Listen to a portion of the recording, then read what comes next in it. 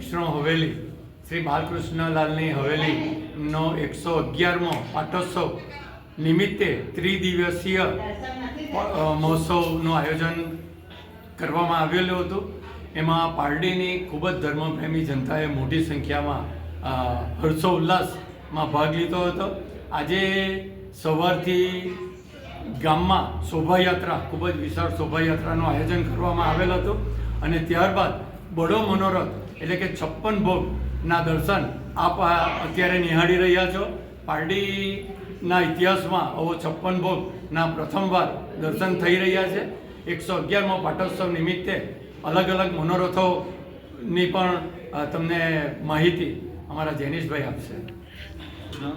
આપણી પારડી વૈષ્ણવ કંઠીબન મંદિર ટ્રસ્ટ જે તુલસી ક્યારા દમણી ચાપા મુકામે આવેલી છે, ત્યાં હવેલીને આ વર્ષે 111મા વર્ષ તરીકે અમે ઉજવીએ છીએ।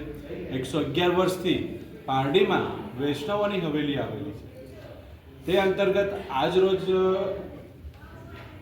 56 ભોગ જે આપ નિહાળી રહ્યા છો, એ 56 ભોગ જે અમે બડો મનોરથ તરીકે ઉજવીએ છીએ, એ મનોરથ રાખવામાં આવ્યો છે અને એમાં વલસાડના વૈષ્ણવો, ધરમપુરના વૈષ્ણવો, વાપીથી વૈષ્ણવો આવ્યા હતા। સમગ્ર વલસાડ જિલ્લાના વૈષ્ણવોએ 56 ભોગના આજે દર્શન કર્યા છે અને એમના માટે અમે 3 દિવસથી જુદા જુદા અહીંયા પાર્ટીના વૈષ્ણવો 3 દિવસથી જુદા જુદા મનોરથો ઉજવ્યા છે।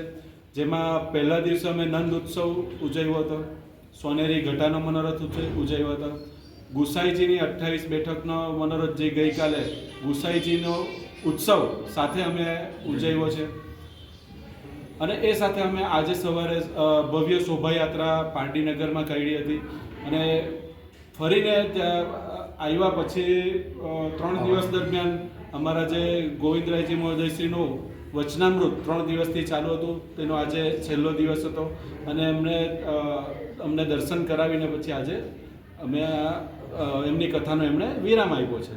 અને જે 56 ભોગ કઈ રીતના થાય એ જો તમે ઇતિહાસ વાંચશો તો આજથી 500 વર્ષ પહેલાં, 500થી વધારે વર્ષ પહેલાં અમારા